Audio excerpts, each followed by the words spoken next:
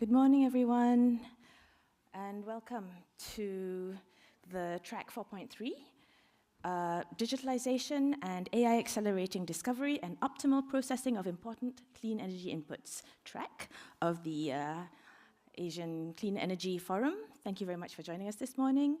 My name is Adila, and I will be serving as your moderator for this session. And this session comes at a critical time for the energy sector.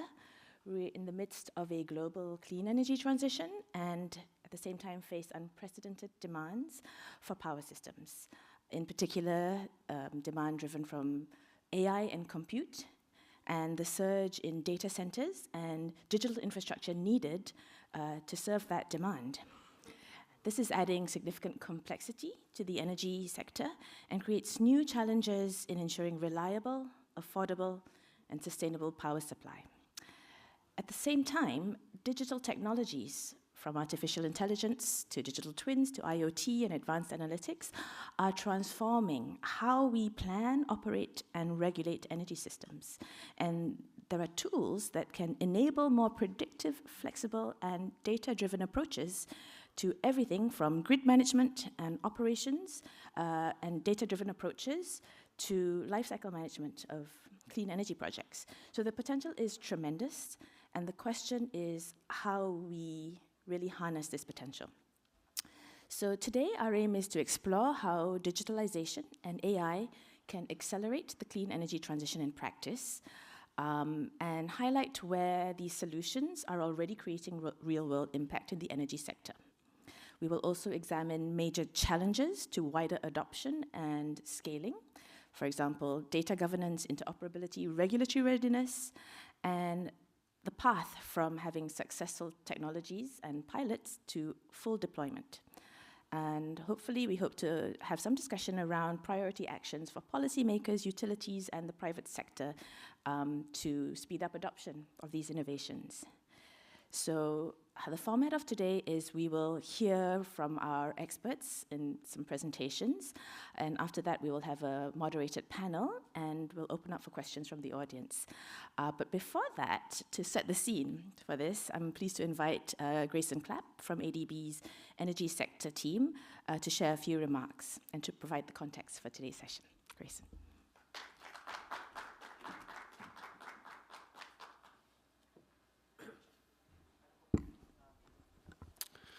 Thank you, Adila. I think you set the scene already, but I can do my best to follow up with that. Welcome all. Good morning. Thank you. Day 3 of ASIP. Hopefully you're holding up okay. So this is the year that ASIP is going beyond transition. And when we're talking about that, I think from the presentation we've seen over the last couple of days, the issue is no longer scaling out renewables. You know, we've talked about gigawatts of deployment for solar. We're actually talking about looking at wind and looking at all these pieces. And so now we're really bringing the conversation to optimization. And for here, when we're talking about optimization, it's how can we look at these reshaped power systems? And how can we look at the inputs for these systems in a way that can ensure that the power sector will be sustainable for the future, and not only that, but more efficient. And as Adila so wonderfully mentioned, it really comes down to the intelligence of these systems. And that's what this is going to structure about today.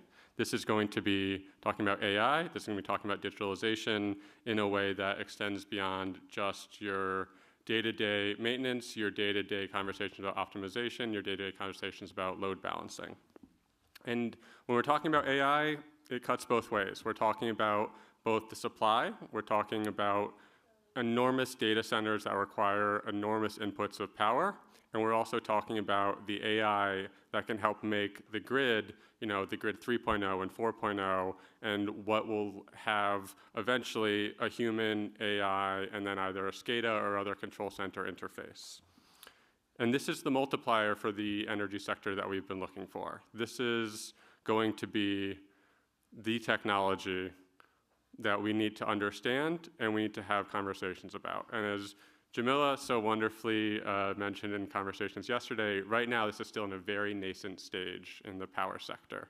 There isn't a global framework for what AI looks like in the power sector. There isn't necessarily the understanding of how we can integrate this. What is this? Do we want to give full permissions for SCADA? Do we want to have AI be integrated in a way for O&M that can be considered? And then from there, we need to look at, from the ADB side, how can we really fund this effectively?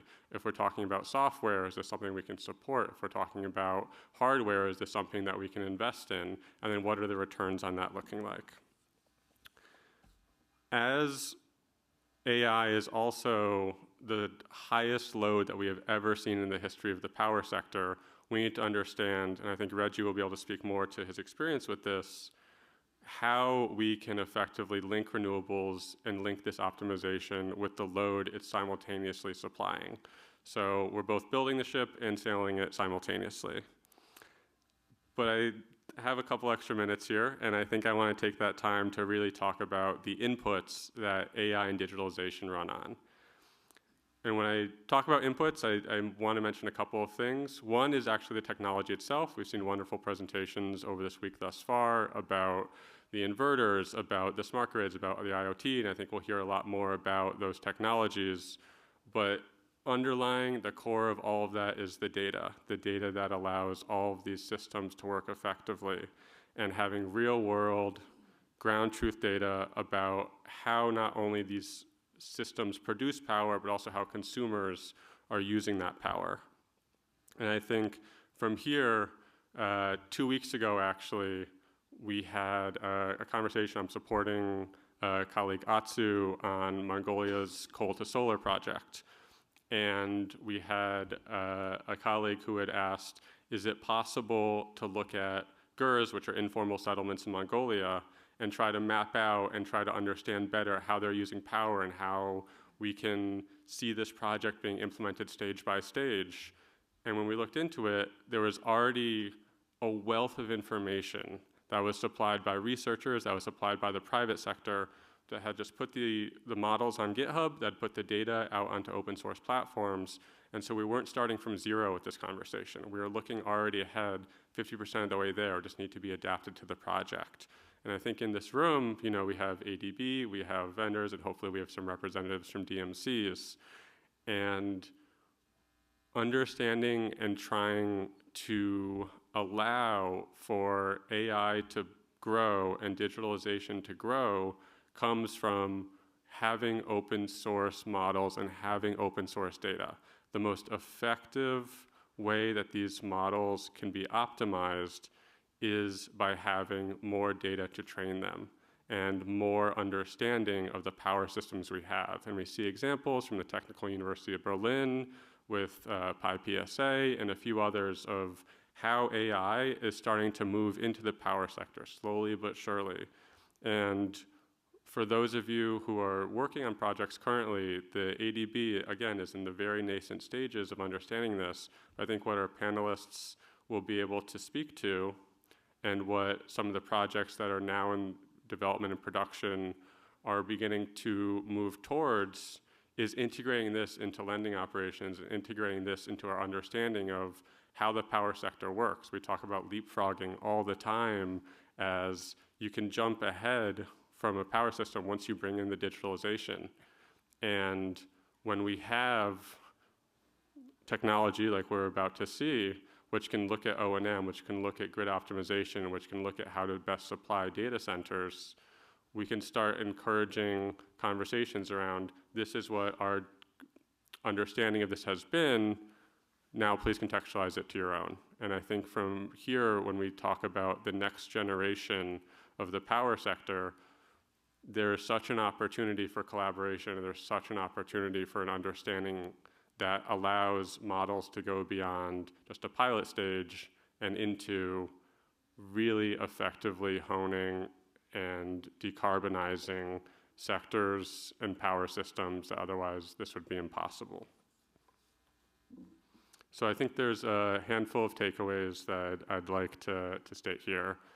One, just to keep in mind for this, data first. Data always. Data is the backbone and core of everything that we need to talk about, and it's so important to understand that fragmented and unrepresentative data will not allow for the digitalization and AI acceleration needed for clean energy to really meet its potential. And second, adapting and not merely importing. And from here, I mean, we have to take the models, the technology, and all the information that's available and adapt it and try to make it contextual to not only the DMCs, but to the projects and other energy sources that are worked on at the bank and beyond. And I would say, thirdly, and possibly most importantly, we need to have policies and procedures and frameworks in place that can allow for this to be rolled out, cookie cutter, copy and pasted, and allowed for in all DMCs.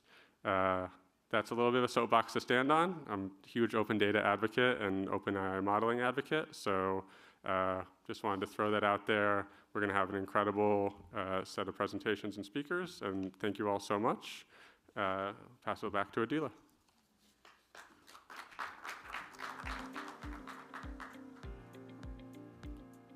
Thank you very much, Grayson, for setting that in context, and I'm sure we're going to have some very interesting conversations around how we get to that space where data can be used that way. And first up, we now have our first speaker, Diogo Gomez de Araujo, who is the Future Assets Business Developer at Smart Energy Lab, where he supports the deployment of innovative solutions in electric mobility, energy efficiency, and decarbonization. He has over 20 years of international experience in the industry and has been focused on the intersection of innovation and sustainability. Over to you, Diogo.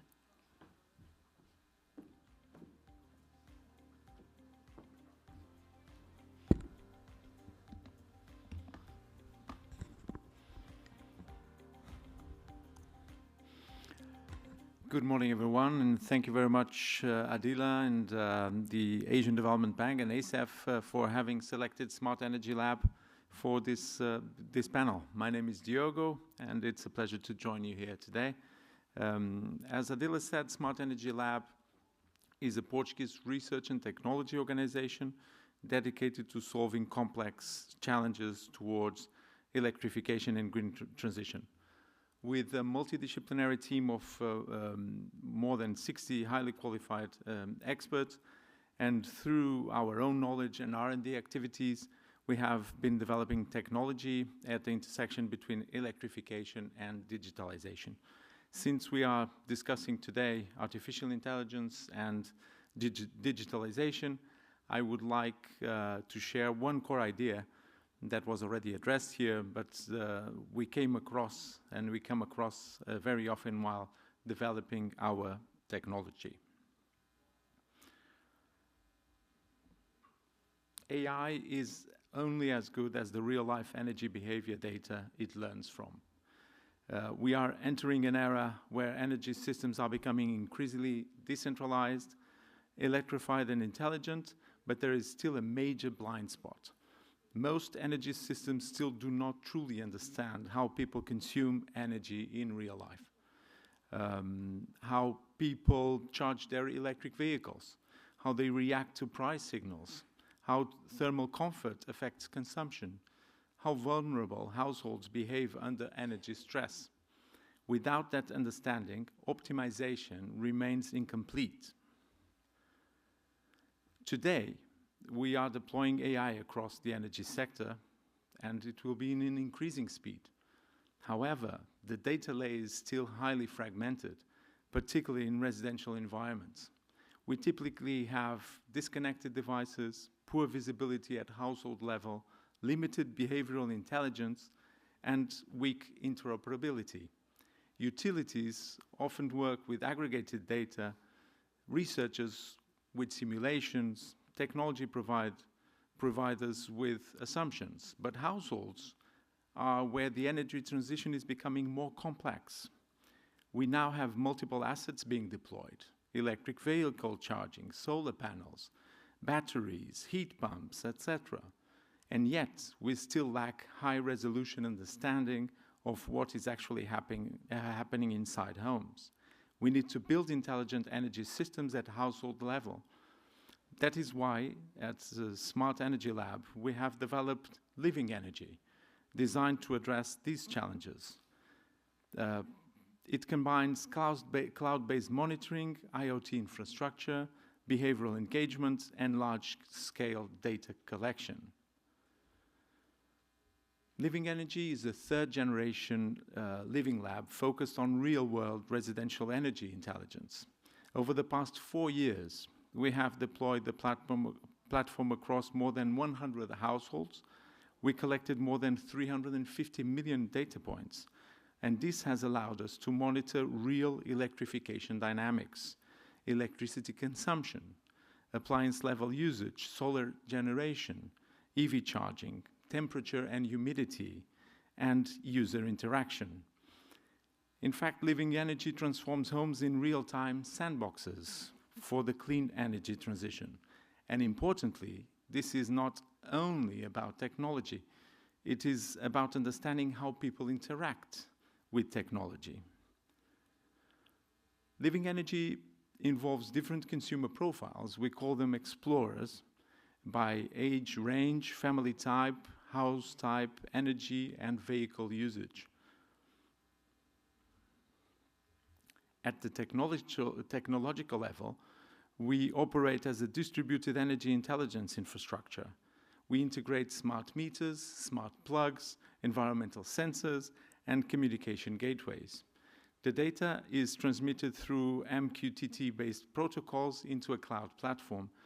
But the important point is not only data collection, it's data quality and structure.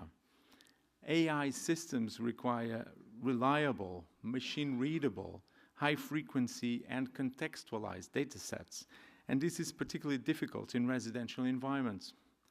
That is the infrastructure layer we have been building on with Living Energy. One important lesson from our work is that the energy transition is not only technological, it is deeply behavioral. We already have many technologies available. We have EVs, solar, batteries, etc. In different countries, there are many incentives towards electrification, and yet adoption remains slower than expected. Why? Because people are not algorithms. Energy decisions are influenced by habits, affordability, comfort, trust, awareness, and social context. That is why Living Energy provides a human-centric approach, integrating user engagement directly into the platform. And we do not only monitor energy, we study behavior. We analyze technology uptake, flexibility patterns, indoor environmental quality, and energy vulnerability. The future grid is not only digital, it is also behavioral. And this is especially important for ensuring an inclusive and equitable energy transition. User engagement is a critical element of Living Energy. Through the Living Energy portal, with real-time dashboards, historical visualization, analytics, and interoperability with other systems, we offer our explorers direct interaction, user-friendly visualization, real-time monitoring, and energy analysis with different period comparisons. Living Energy is already being used in several real-world applications, such as energy poverty, energy communities, and EV and electrification. In fact, it has been developing concrete, at Smart Energy Lab, we have been developing concrete software and hardware solutions with patented technology. Our cloud-based platform with algorithms allows us to integrate local extended systems, such as REEF, a brand-agnostic energy efficiency management controller for houses and buildings for different energy uses, from photovoltaic to EV charging. And Edge, a smart indoor and outdoor large-scale economic EV charging system that allows for charging up to 6 times more vehicles than conventional technology.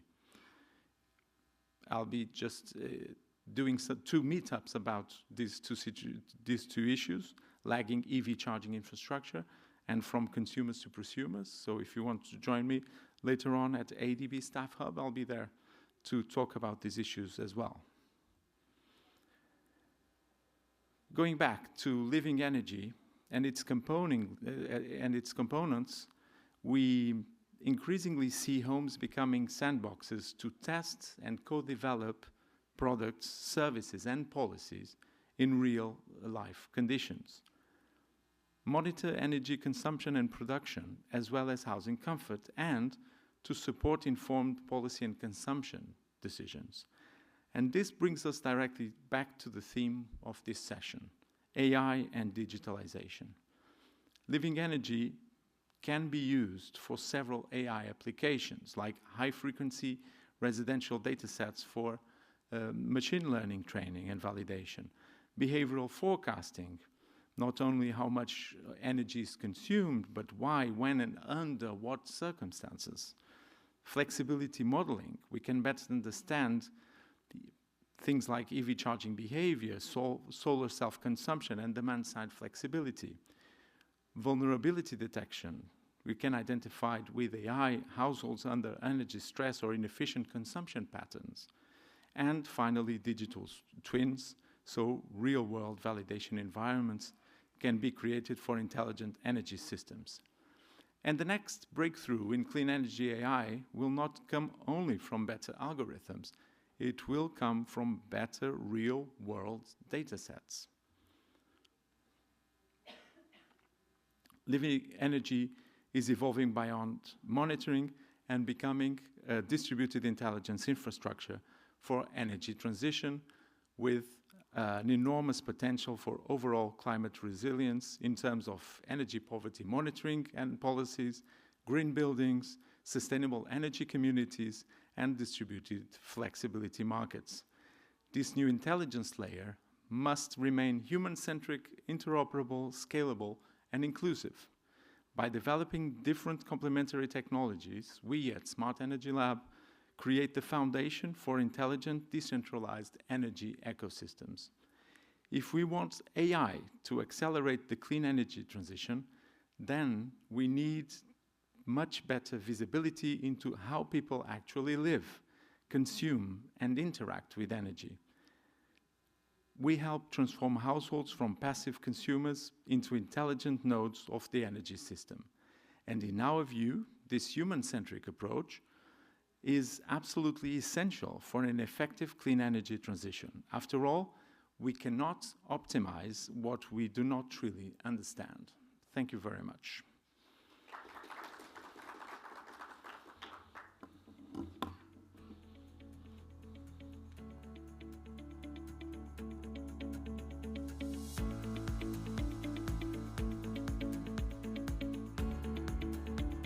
Thank you very much, Diogo, and I'm very much looking forward to the discussion to see how we can get to that ideal image that you've just painted for us of what can be done when we have enough data that is of good quality to be used to get the insights that we need.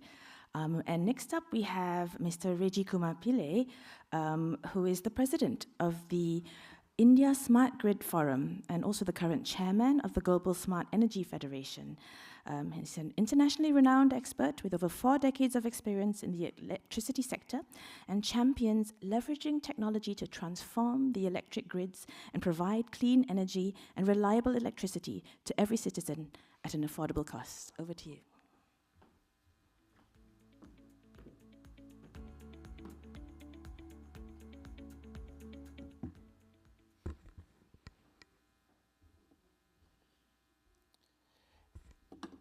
Good morning, and thank you very much for inviting India Smart Grid Forum to make this important presentation. I am delighted to be back here at ACF. I've been coming here since 2011. I missed only 1 edition in between and 2 digitally. So could you please load my presentation?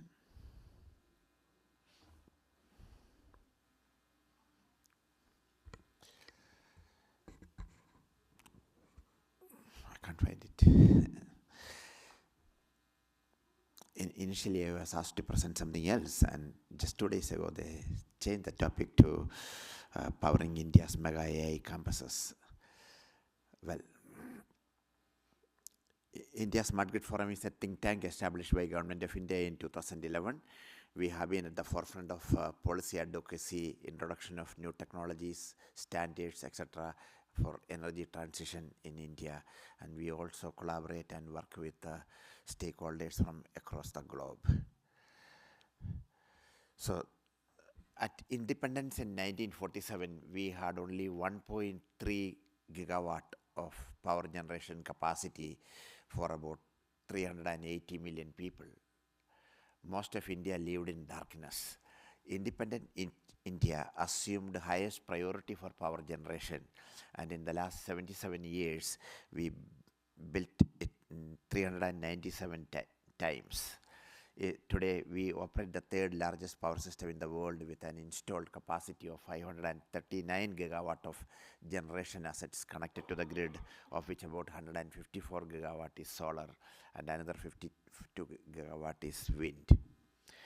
And almost all of 1.4 billion population is connected to the grid, and our 619,000 villages are also electrified. And this generation capacity is expected to double by 2032 and to 2100 by 2047. We met a record power demand of 270 gigawatt 2 weeks ago. And AC, the cooling load, EV charging, data centers, metro rail, industrial decarbonization, these are all driving the demand. And currently we are pursuing a RE program of 500 gigawatt, of which 270 we already achieved. And we also set a net zero target of 270 gigawatt, and our new RE target under discussion is 1500 by 2035. It's a very ambitious number. Hope we will be able to do that. 4 million rooftop solar systems are already connected to the grid with a cumulative capacity of 27 gigawatt. This is being scaled up to 10 million in next 1 year, less than 1 year. And we also had a very bad distribution system until recently. Even now, it's not the distribution side of things are not very great. We have a overall loss of 16%, but this was 36% 20 years ago. We brought it down. It's a huge saving of over 350 billion units per year. So the AI is growing so fast. Last, 8 weeks, there are more than 15 models released by Frontier Labs. And every day new things are happening because now AI itself is making their successor generations. Global data creation is also accelerating rapidly. 2024 there was 149 zettabytes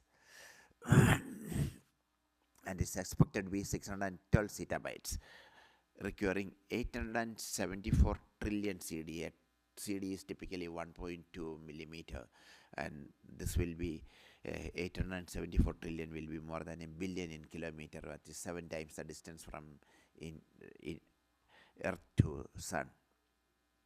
The classic data centers used 5 megawatt of power. Hyperscalers, which we talk about, 50 to 100 megawatt. The cloud campuses where the cloud are hosted consume typically 200 megawatt, and they have racks of 5 to 15 kilowatt which are air cooled, and AI campuses uses 500 megawatt and 100 kilowatt racks with GPUs, typically cooled with a direct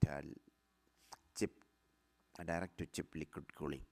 And the new AI factories which are manufacturing tokens are 1 to 2 gigawatt. Some of the largest data centers in America are 10 gigawatt, 5 gigawatt.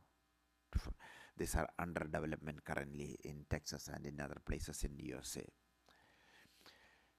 For reference, a token is a 4 characters including the spaces. So a 750 word for 1,000 tokens. A typical 100-page report require about 40,000 tokens. And the price of this is coming down, and also the efficiency of models are improving, that it could do more output with a less number of tokens. And the cost is also indicated, which is just for the reference only. India is also emerging as a major destination for data center investment, supported by the largest number of internet subscribers, over a billion internet subscribers, and much more mobile phone users. And currently our capacity is about 520 megawatt, which has, 1.5 gigawatt, which has grown from 3 times from 2020. And it's projected to be 12 gigawatt of data center load by 2030. And $60 to $70 billion investment in next 5 years. Some of the important ones are listed here, which are already in gigawatt scale, and some of them are already under construction. Yeah. The AI loads are also called large dynamic digital load, LDLDL. This is a new phenomenon.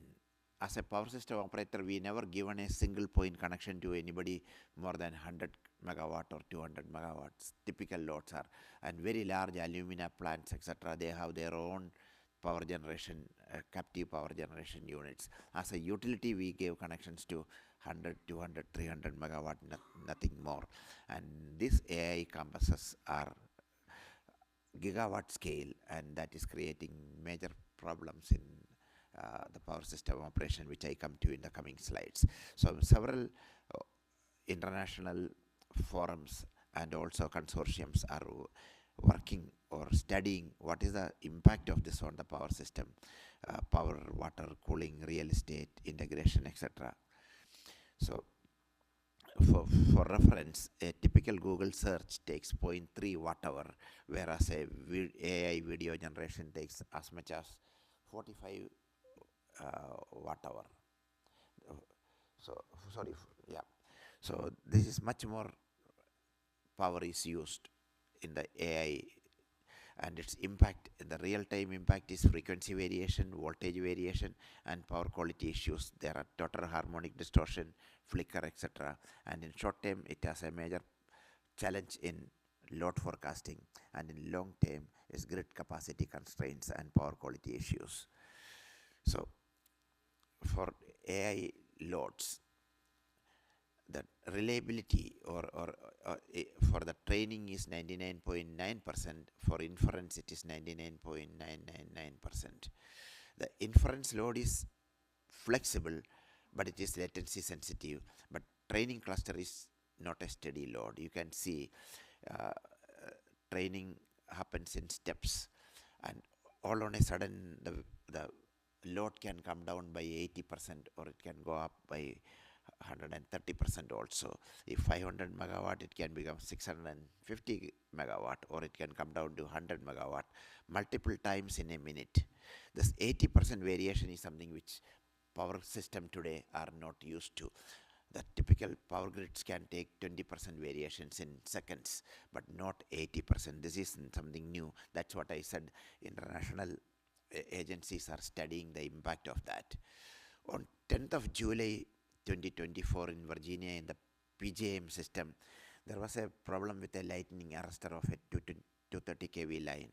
There was a voltage fluctuation for 3 seconds, and 60 data centers got disconnected. That's a load of about 1.5 gigawatt, and frequency North American system runs at 60 gigahertz. It went up to 61.2 hertz. Studies by ERCOT and others indicate this kind of swings of up to 1 gigawatt can happen multiple times per minute.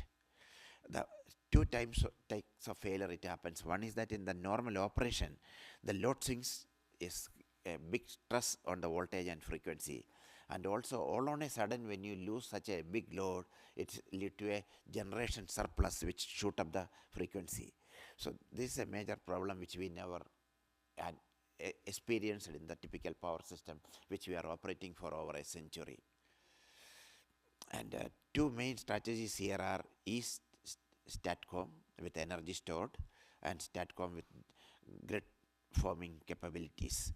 Energy storage can provide management of power transient as well as RAM management. STATCOM with grid forming capabilities can provide black start capabilities, voltage and frequency control, and inertia support.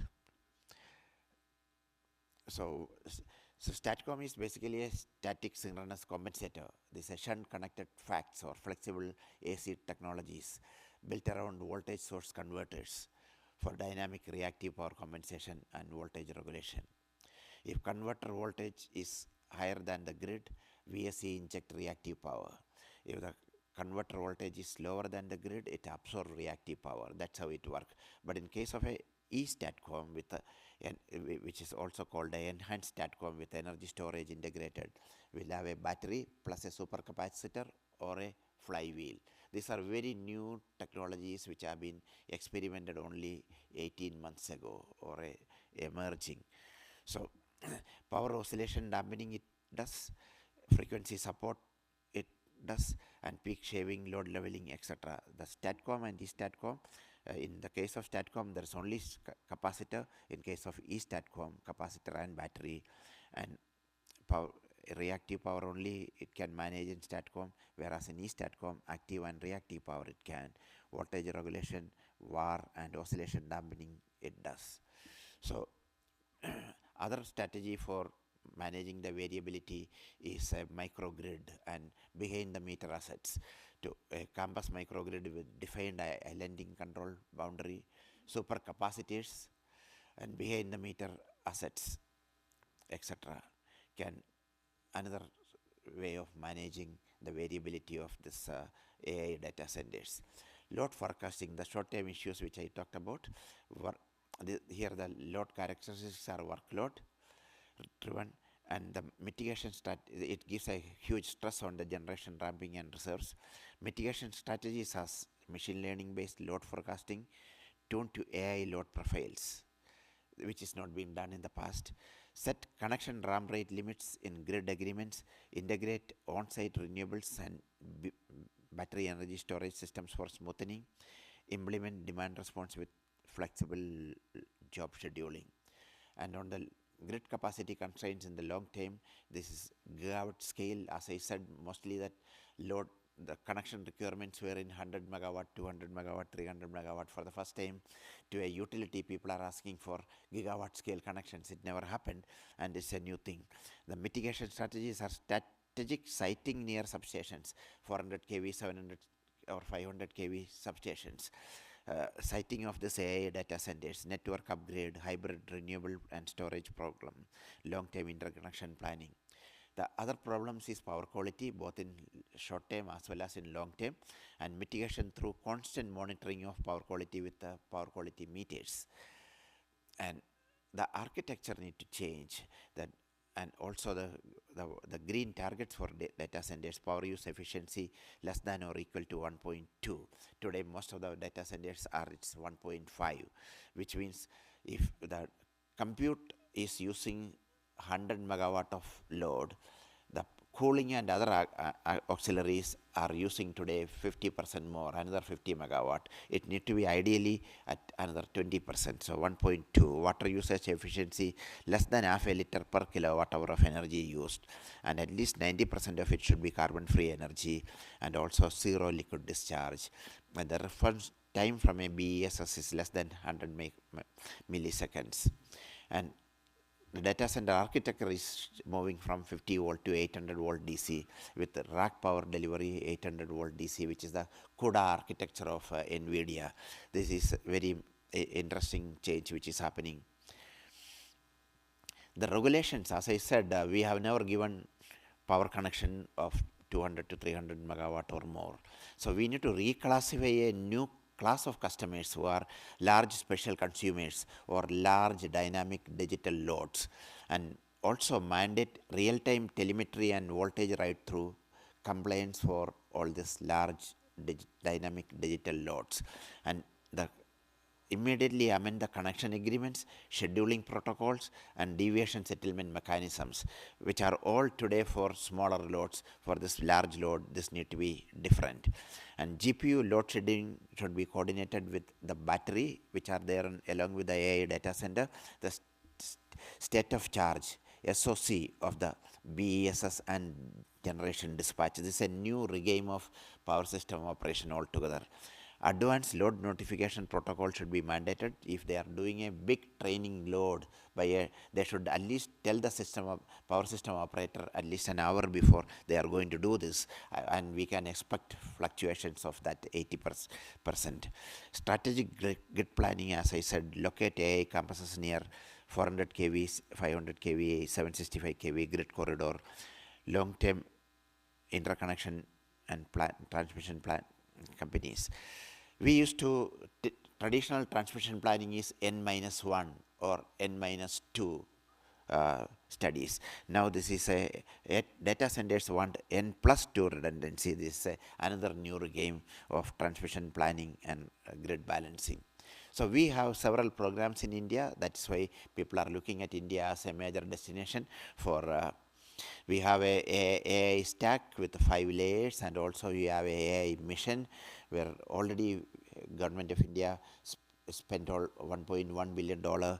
We bought 38,000 GPUs and 1,050 TPUs, and also offering 65 rupees, which is about 70 cents per hour for people to use it. It is almost one-third or one-fourth of global rates. And we have a semiconductor mission. People have started making chips in India. We have several other government policies which is making this. India Smart Grid Forum do 2 events every year.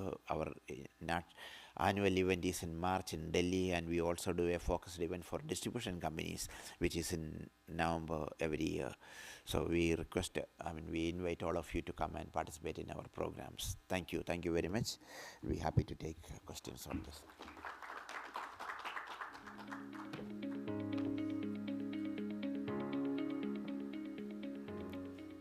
Thank you very much, Reggie. And actually, we do apologize. Will Smith from EPRI was actually meant to present, but unfortunately he's unable to make it. So with that, we'll go straight to Dr. Wang. So next up, we have Dr. Wang, who is the CEO and co-founder of Quantified Energy, which is an AI-driven deep tech software company. And with over 20 years of experience in the solar PV sector, Dr. Wang's career spans R&D, of advanced solar technologies, mass production of solar panels, and business development for utility-scale solar farms. Dr. Wang has also served as a senior research fellow and director of the PV module cluster at the Solar Energy Research Institute of Singapore and the National University of Singapore. Dr. Wang, thank you.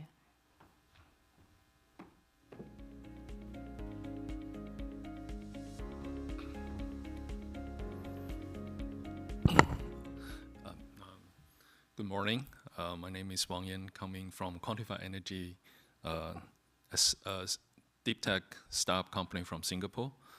It's a great pleasure having this opportunity to share what we do from the company.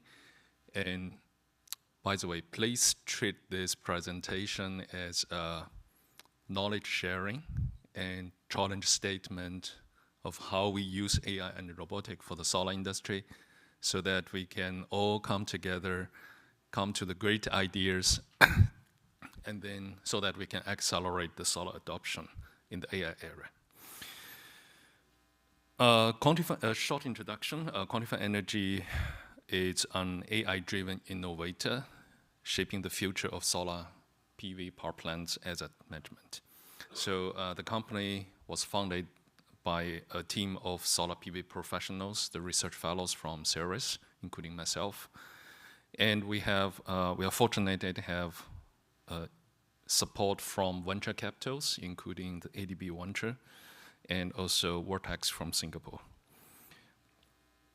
We talk about, gentlemen just talk about, now it's an AI era, and there's a great demand for energy.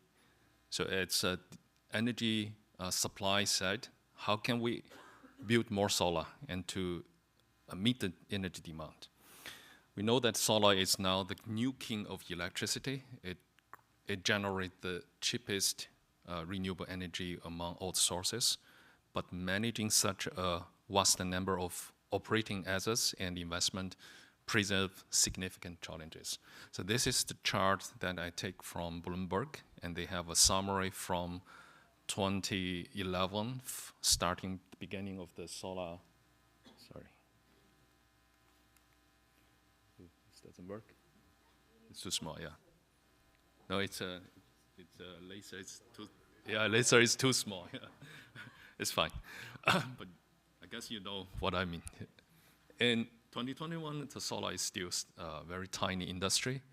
Every year there's only 29 gigawatt installation, but looking for today, 2026, the previous year's 2025, the global installation is already reaching 650 gigawatt. If you don't have a feeling about this unit, that is actually translate to 40 new PV panels are being installed every second. This is the scale of the industry. So by the time we are talking here, 1 minute, there should be 240, 2,000 modules are installed. So it's massive speed. How can we install this number of panels in the next decade, non-stop? This is one of the biggest challenges. Another challenge is looking a decade later. With this speed, the accumulated solar panels will reaching 15 billion worldwide. And that is equivalent to every person in this planet having about 1 kilowatt solar. That's another scale. It's the second challenge we are facing. How can we manage, how can we inspect, maintenance this number of panels worldwide? So this is the second issue. The third one, I would say is very important one, is you look at the numbers of the investment. Every year, 650 gigawatt solar installation, that translate to about 500 billion investment, US dollar. With this speed, the next decade we will adding 5 trillion investment on solar. From the investor's point of view, probably this is relevant to colleagues here at ADB, that risk management of this solar investment is a critical subject because the solar need to work for 25 and 30 years. It's not just a 5 years, then you can throw it away. So it's a long-term investment, and risk management will becoming the third challenge. How can we solve these problems? And from my perspective, of course, I'm promoting automation and AI, and I see that the key enablers to enhance working excellency throughout the solar power plant's 30 years lifetime. This is a classic value-added chain for a new project. It's starting from engineering, procurement, and construction, so-called EPC. And then there's a commission phase to bring this new power generation connect to the grid. And then it's entering into the operation and maintenance phase for 25 or 30 years. During this operation phase, there'll be a transaction at the end between the developers and the future asset owners. We have observed that the AI and automation have penetrated the entire value chain and widely used by the corporates to enhance their work. It's starting from AI optimize the design in the engineering phase. Yeah, there will be AI used for supply chain traceability tracking. In the construction, there are robots installed at. Commission phase also for testing, automated. Operation maintenance will be used more robots, more AI algorithm, and even and even in the transaction phase, finance and legal due diligence nowadays mostly use cloud or Codex's advanced AI tools. So here I share a few observations that we have saw the solutions for the challenges. For example, the first one, scaling PV construction to reach this 40 modules per second. And this is mainly for mitigating the workforce constraints. We don't have enough manpower, especially for high-cost developed countries, to install this number of panels. The first one we saw in the engineering phase, companies are using digital twins to do a comprehensive virtual site modeling that tracking every elements or components of the solar farm during the construction phase. This is for site survey and progress tracking. Then in terms of on-site work, there are various of robots have been developed and been deployed at the site. So we can see that there's there's a small one, there's a tractor, there's a panel placer, and even there's a humanic robot and go under beneath the panel to do the screw to fix the module's installation. For the O&M phase, automation tools are also widely used for drone inspections, ground robot inspections, cleanings, moving machines, and also for chatbot. This is widely used and integrated into the operation systems. It's no longer that it's just a one-way interpretation of the data by the experts, but now you can have an interactive way to ask the AI and to get a timely, detailed answer. So on the right side, by the way, is our work that we have used this in our dashboard. The challenge 3 for risk management is mainly how you're dealing with natural disasters.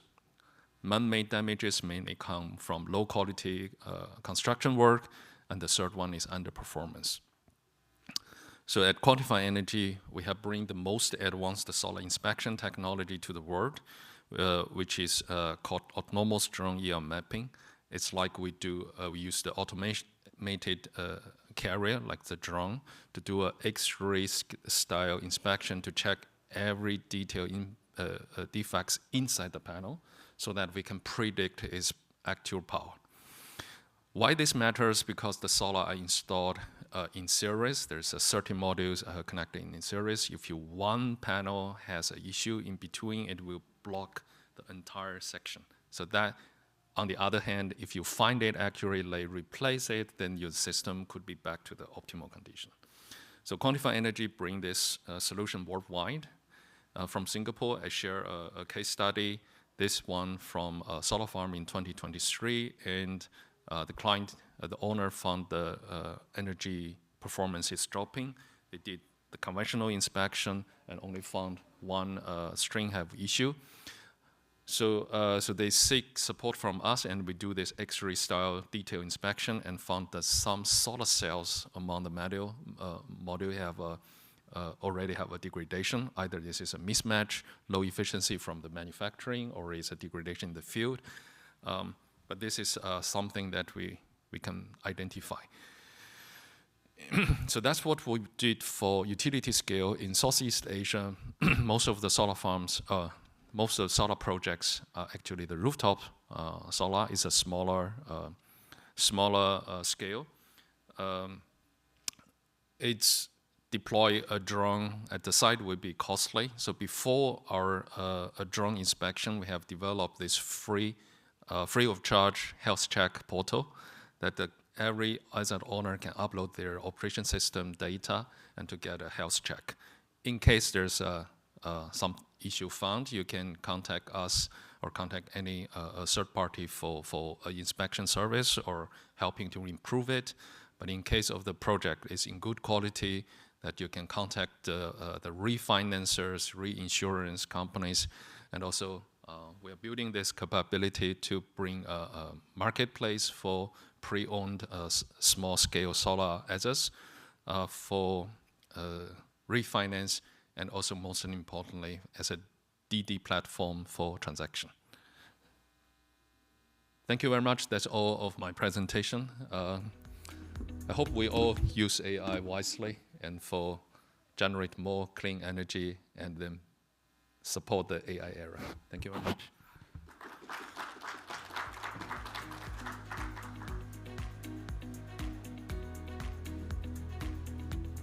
And actually with that, if I could invite all the speakers up to join me for the panel session. We do actually have some discussion questions that we'd like to start with, but I believe that it's open for the audience to ask questions via the Hoover app, and we've also have a mic here in front. If my panelists are actually okay with this, we can do a mix. We maybe warm up with some preset questions. But if at any point anyone has any questions, feel free to either use the app to ask them, or you could maybe, feel free to also raise your hands and come to the mic.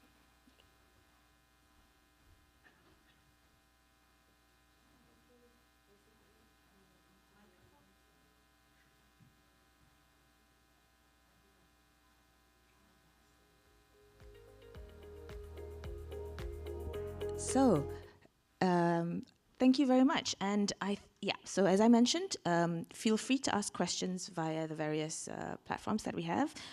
But maybe if we can just get everybody talking and sharing your views, I'll do a very simple question.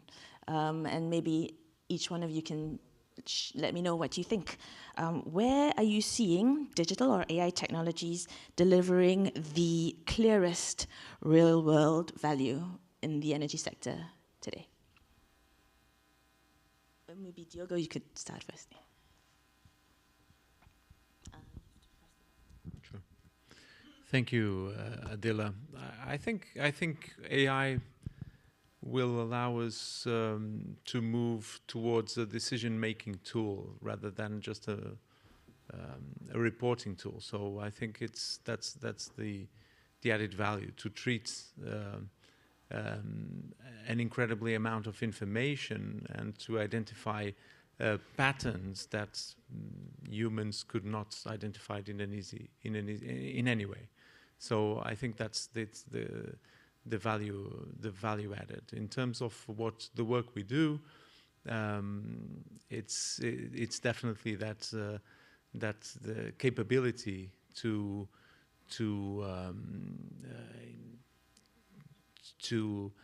identify patterns in different data sets, in integrated data sets that individually they wouldn't provide us much information, and that will allow us to take informed decisions.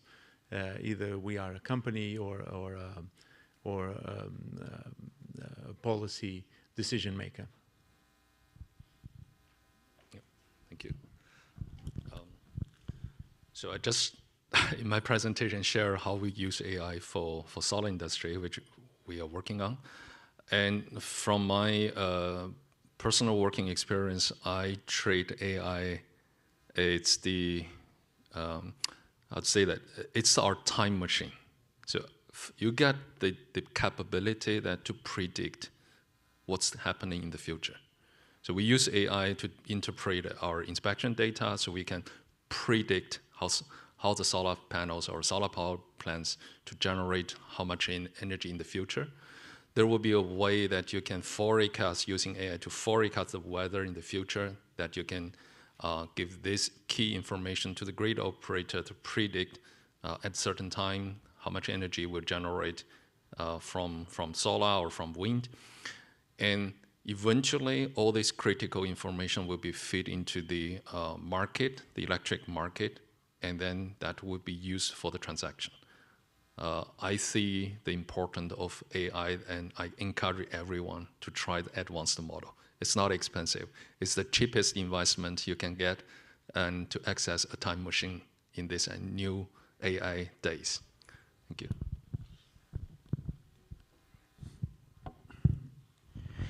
A decade ago, we used to debate on future of the grid and grid of the future. Now that debate has come to energy for AI and AI for energy.